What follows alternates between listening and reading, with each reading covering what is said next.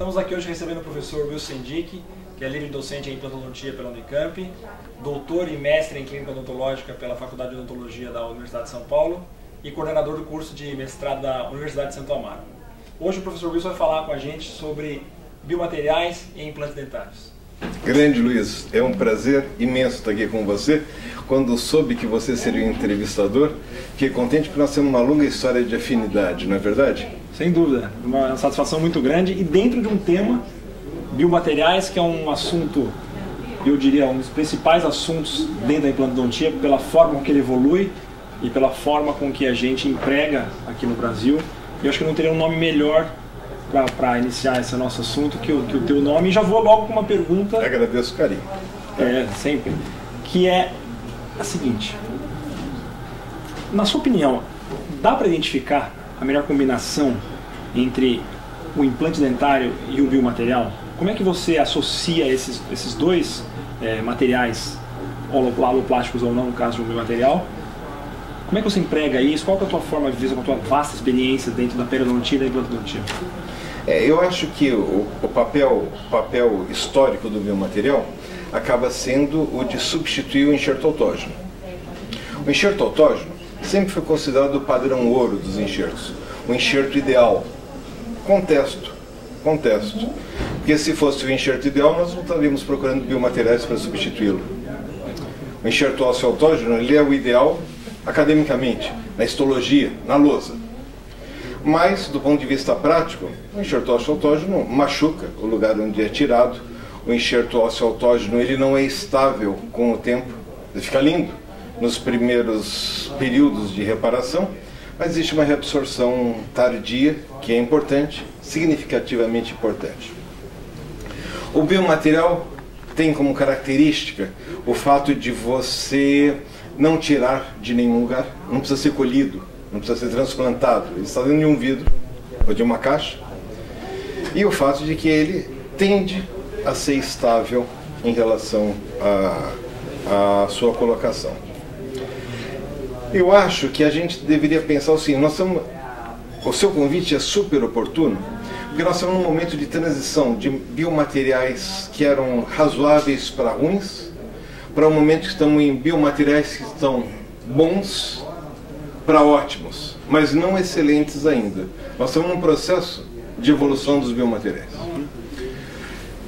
E os biomateriais, o espectador tem que se lembrar sempre que a conversa de biomateriais é justamente para o indivíduo que perdeu o dente, teve uma atrofia da maxila ou da mandíbula e não tem osso suficiente para colocar o implante.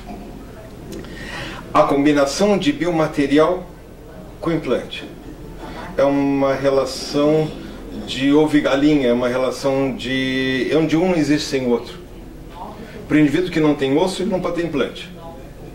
O biomaterial é uma forma de se criar osso. É esse ponto que nós estamos.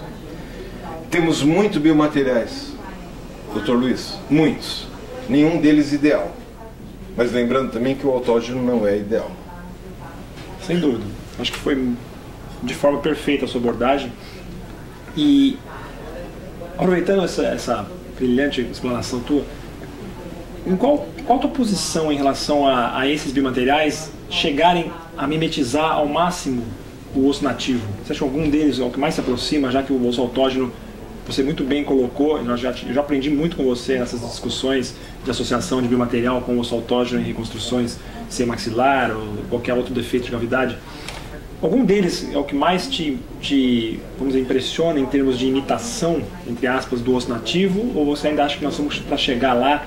A proteína morfogenética é alguma coisa, está até na tela aí um trabalho que foi premiado sob sua supervisão, aluno lá na universidade, foi um trabalho muito interessante, eu tive a oportunidade, o privilégio de ler.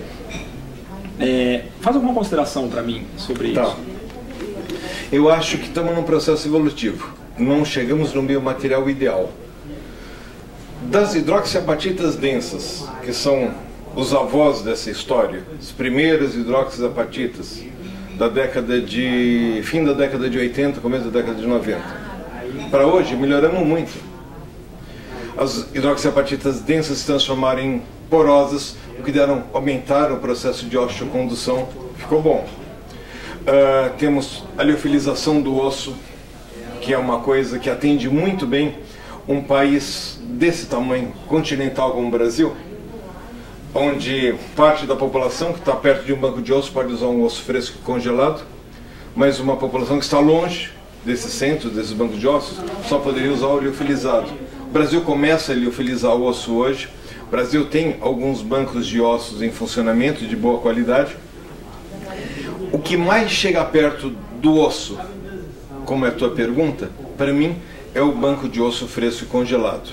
Não é o ideal, porque ele tem os mesmos riscos de uma transfusão de sangue, porque no fundo você tem que confiar muito no processamento do banco, mas o resultado do uso dele, tanto particulado, como o professor Luiz Cosmo mostrou muito bem em seus trabalhos de mestrado, como trabalho de usá-lo em termos de bloco, é um arcabouço já pronto, que só precisa ser celularizado.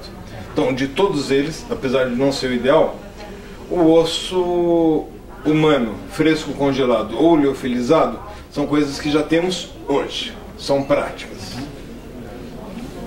Novos trabalhos estão surgindo, que é o uso de proteínas morfogenéticas de osso. Como tem esse trabalho, que foi um trabalho que foi feito dentro da universidade, tese de mestrado de uma colega, Cristiane Polo, foi prêmio na Academia Americana de Osseointegração, foi o primeiro prêmio mundial, no ano de 2011, foi prêmio esse ano aqui na Implant News, foi republicado como o melhor trabalho de 2013, premiado pelos leitores. Trabalho importante, que mostra muito bem prós e contras do uso dessa proteína.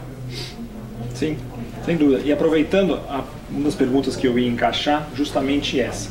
Você considera o Brasil hoje, dentro do contexto, vamos dizer, mundial, com um know-how já necessário para utilização desses fatores de crescimento, ou nós estamos apenas copiando o que já existe em termos de pesquisa, estamos reproduzindo alguma coisa nossa própria? Esse trabalho eu tive o privilégio de fazer o mestrado com você, sei da importância e da seriedade com que as pesquisas são feitas lá dentro, por todos os alunos, dentro das possibilidades que nós temos de pesquisa.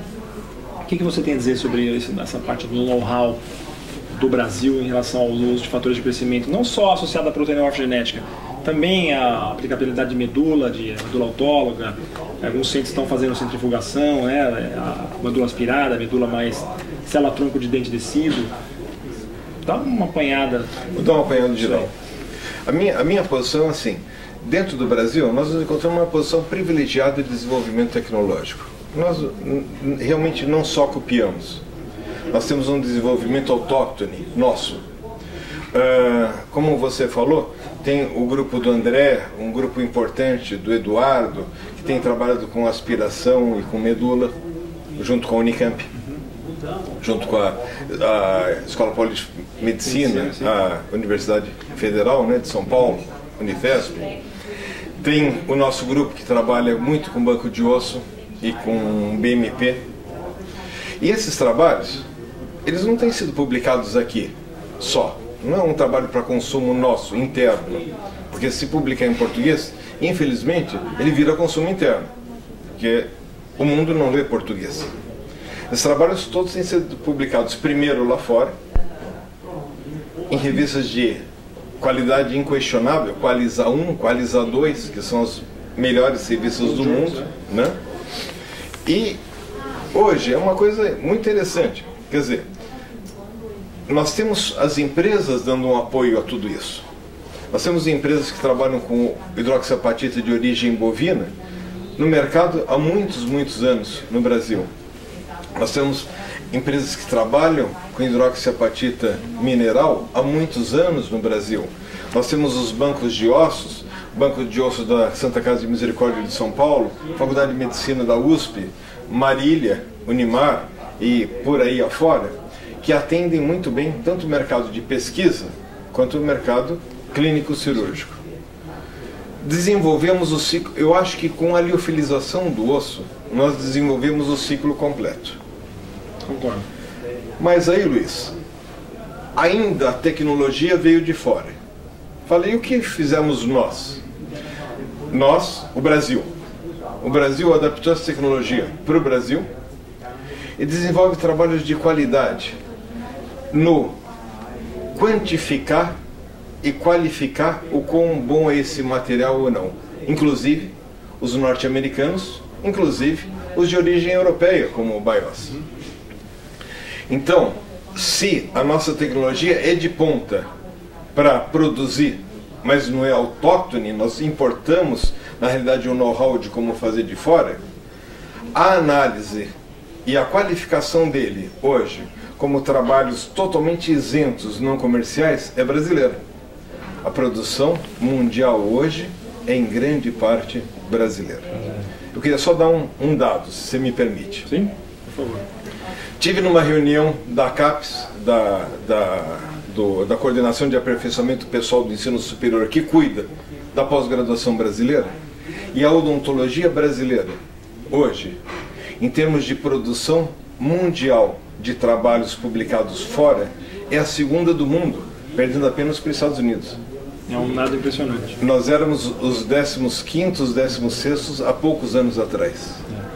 Então, assim, hoje exportamos know-how. Hoje nós exportamos qualificação.